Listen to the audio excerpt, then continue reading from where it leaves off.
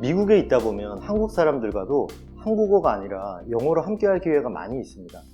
뭐 우리끼리야 있으면 한국말을 하지만 외국 친구들이 한 명이라도 끼게 되면 영어를 쓰게 되죠. 뭐 그게 또 그 외국 친구에 대한 예의죠. 이렇게 영어로 함께 이야기하다 보면 뭔가를 발견할 수가 있습니다.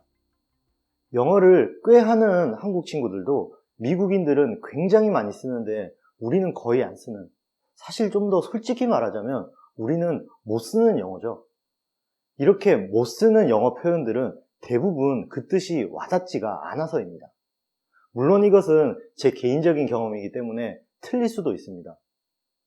이 점은 감안하시길 바라면서 오늘은 그런 영어 표현들 중에 개인적으로 저를 비롯한 또 많은 한국 분들이 거의 안 쓰는 표현들 중에 하나를 소개하려고 합니다.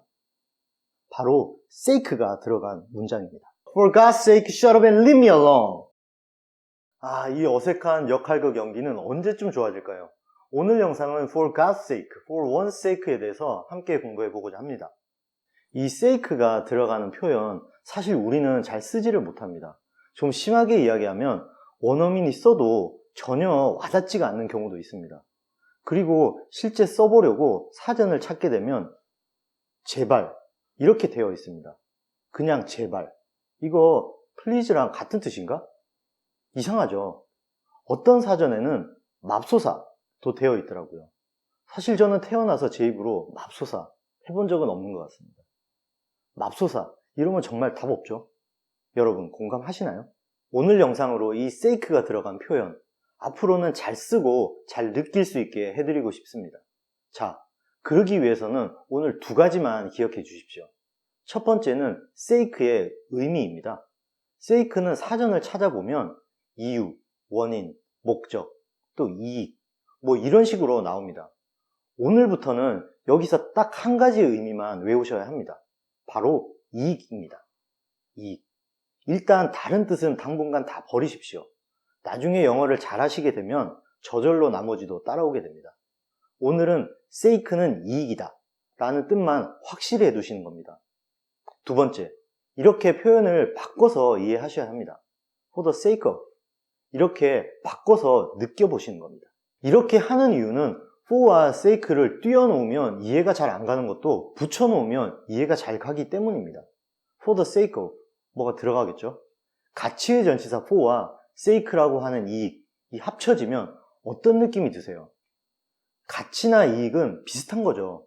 그래서 이렇게 붙여놓게 되면 좀 더 큰 가치가 느껴질 수 있습니다. 바로 이것입니다. 이것이 핵심입니다. 자, 그런데 여기에 가장 처음에 이 표현이 사용되었다고 생각드는 God을 넣어보도록 하겠습니다. 그러면 이걸 그대로 번역해보면 하나님의 이익을 위해서 라는 뜻이 될 것입니다. 자, 영어는 영국의 언어이고 이 영국은 유럽에 있습니다. 유럽은 종교적으로 크리스찬들의 나라들이었습니다. 그들에게 하나님의 이익을 위한다 라는 것은 무엇을 의미할까요? 절대적인 것이죠. 하나님을 위해서라면 반드시 해야 되는 것이죠. 그리고 대단한 일을 하는 것이죠. 그래서 이것은 의미의 확장이 되어서 꼭, 제발, 아주 큰 이런 뜻이 되는 것입니다. 자, 이제 다시 돌려놓아 보죠. For God's sake. 좀 느껴지시나요? 예문을 보시면 더 와닿으실 것 같습니다. For God's sake, speak the truth to me. 제발 진실을 말해봐, 이런 겁니다. 꼭 좀 진실을 이야기해줘. 이해되시죠? 맙소사, 진실을 이야기해줘. 여기서 맙소사는 좀 아니죠. He made his fortune for God's sake. 와, 엄청난 돈을 벌었어. For God's sake가 붙었기 때문에 엄청난 이라는 느낌이 드는 것입니다. 여기 같은 경우가 맙소사가 어느 정도 어울리겠네요. 맙소사, 걔 엄청난 돈을 벌었대. 자, 한 단계 더 나가보도록 하죠. 이 God, 하나님 대신에 그 하나님의 버금가는 예수님을 넣을 수도 있고요. 1900년대 들어서는 피트, 성 베드로의 영어 이름이죠. 이렇게 넣어도 큰 차이는 없습니다. 다양하게 여신을 넣는 경우도 있습니다. For God's sake. 우리 하나 더 나가볼까요? 하나님이나 신, 혹은 성인이 아닌 우리 자신을 넣을 수도 있는 것입니다. For the sake of you, for the sake of me, for the sake of him. 이렇게 하면 의미가 for you, for me, for him 이런 뜻이라고 생각하면 됩니다. 그런데 sake라는 것이 있으니까 훨씬 가치의 크기가 커지고 느낌도 강해지는 느낌이 있습니다. 자, 집에 아이가 공부를 안 합니다. 그래서 잔소리를 하시면서 이렇게 이야기하실 수도 있겠죠. I'm doing this for you. 너를 위해서 이렇게 하고 있는 거야.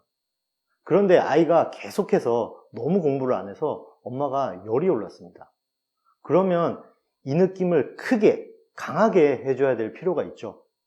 그러면 이렇게 소리를 칩니다. For your sake, I'm doing this.